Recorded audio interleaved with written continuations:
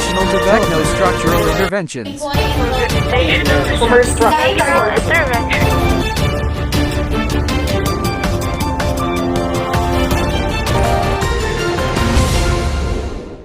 Good day, Philippines, and to you, Ma'am Angeli. I am your host for today, Christian Harian. And LASTIMOSA. And welcome to Group 6 TV. You know what, folks? It's been a pleasure for us to be back on here. And how do you feel today, Miss Arianne? Well, thank you for asking, Mr. JARIOL, but I feel so good. How about you? Well, never better. Well, that's good to know.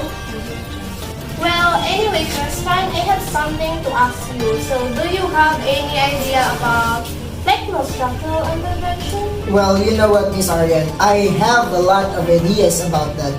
But, you know what? I just want you to share that ideas for them. Oh, that's my pleasure. Well, okay.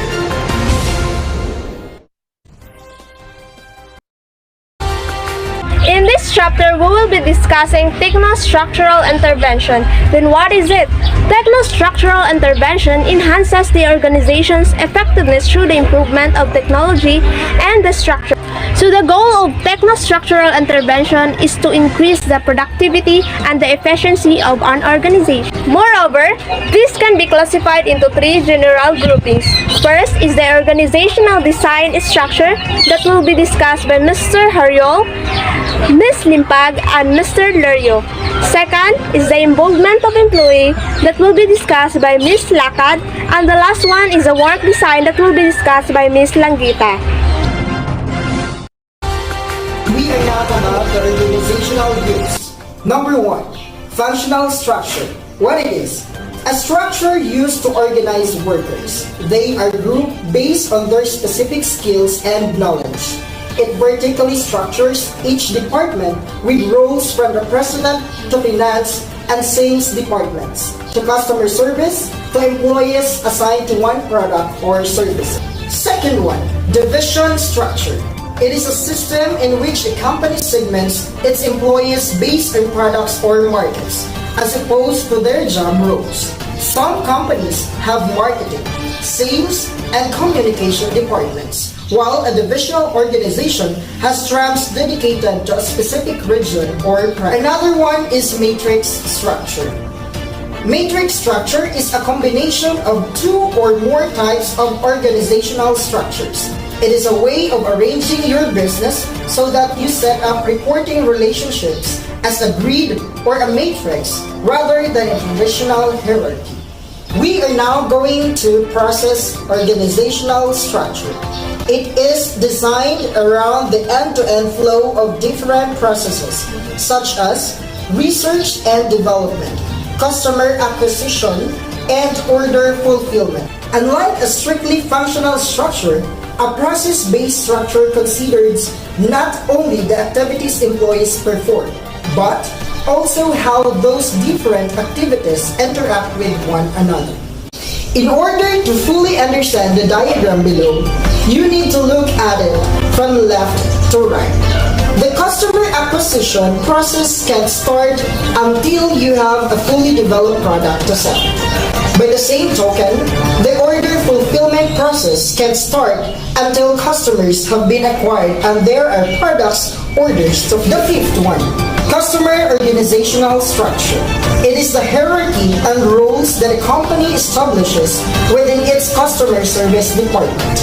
Customer service organizational structures help professionals understand the expectation for their roles and which managers and teams leads they should contact with. Network organizational structure. It is often created with one company works with another to share resources. Or if your company has multiple locations with different functions and leaderships, you might also use this structure to explain your company workflows if much of your staffing or services is outsourced to freelancers or multiple other businesses. Thank you so much, Mr. JARIOL. So I hear that there is also a redesigning of structures in organizations. So we have here ELMALINE LIMPAG to discuss it further. Ms. ELMALINE? Redesigning the organization structures. involves integration of structures, processes, and people to support the implementation strategy. This includes the following: organization design, an intervention that deals with organization architecture. It also aligns the structures, work design, human resource, practices, and management, and information system. Self-designing organization, an intervention wherein the organization is able to alter itself. Self-designing has three processes that merge and interact. Laying the foundation. Organization become educated and adaptive change. Example, companies set policies or rules that determine organization's controls and responsibilities. Designing. Organization design and innovatives are created to support the firm's strategy and values. Design needs to be refined and modified as it's implemented throughout the firm. Lastly, implementing and assessing. Implement and design organization changes and assessing process to determine implement issues to make an adjustment.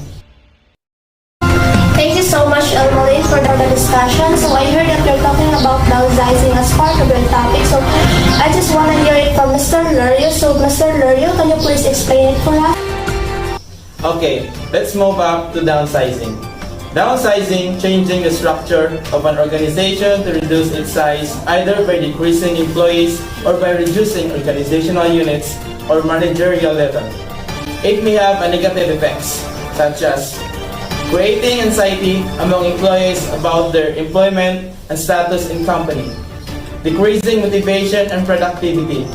Last, employee stress can lead to them to commit errors that are costly to the company. Note: other techno-structural interventions focus how work is done. Examples are the organizational process review and the process of reengineering that offers viable options. Organizational process review, a step-by-step methodology that develops plans to implement the new changes. It identifies the following: dysfunctional aspect of work, procedures, structures and systems, realigning profit current business realities and goals.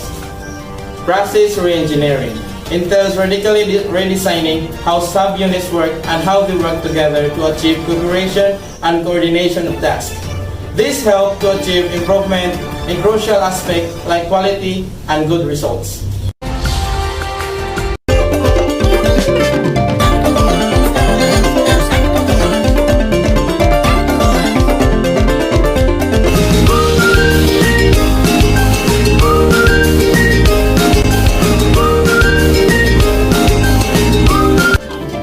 Plans to have a beach vacation?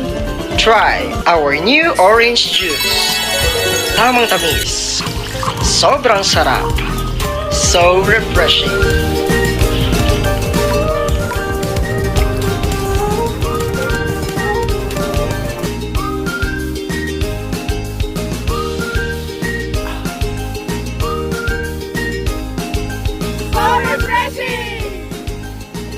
Orange juice. Buy now! Proceed to the second highlighted part of techno-structural intervention, the employee involvement.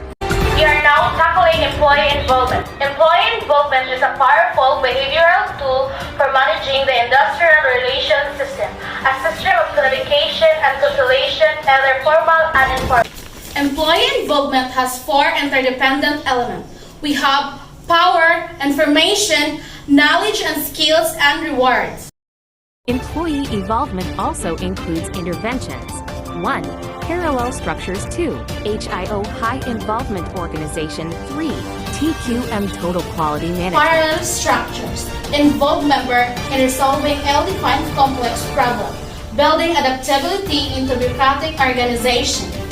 Second, involvement organization or HIO creates organization conditions supporting high-level TQM. Total quality management is built around the goal of ensuring quality standards of organization, products, process, and system. Well, you know what, Evangelica? I heard about the objectives of employee involvement. Can you elaborate that, please? Thank you for asking, Mr. JARIOL. Okay, so the objectives are to make workers' role important, to increase productivity, to satisfy the needs of the employee, to develop human personality, to strengthen the employee's management cooperation. Here are the examples of employee involvement. Formal quality of work-life programs. Quality control circles. Flatter organizational structure. Labor management problem-solving efforts. Employee problem-solving task forces and teams. Thank you so much, Ms. Evangelica. So now we will be moving to the last part of Techno-Structural Intervention. We have here the work design. Job and work design. Generate the high level of employee fulfillment and productivity through creating job and work through 3 ways of intervention. First, the engineering approach refers to technical part that clearly specify tasks to create simplest and most efficient. Example, if e-shopping checkout performance is too slow, the engineering design would seek to speed it up by improving the shopper shopping cart interaction or some such. Second, the motivational approach. It refers only in psychological part that improve employees' performance and satisfaction by enriching jobs. Example, when a worker has a strong sense that your business is helping him feed his family and pay his bills as well as offering him potential to grow, he may bring a strong sense of purpose. It has 5 dimensions, namely skill variety, task identity, task significance, autonomy, and the feedback. Let's move to the last way of intervention, social-technical approach. It refers to the both technical and social part of the job that provides resources and information. For example, it is included by emails, vlog, and social media sites such as Facebook and Twitter. Thank you so much for the discussion. Now we already heard a different intervention that provides the solution of an organization to make it productive and efficient. Let's now take a look at the common interventions in Philippinesian, a study by the Ateneo Court in 2015. Organization ask what technological and structural enthused intervention. The results shows that Reengineering process improvement was the most commonly used intervention. Such intervention provides immediate solution to organization issues related to process. Thank you so much. Once again, this is your host, ARIANNE And this is Christian Hario. Thank you for watching. Have a blessed day.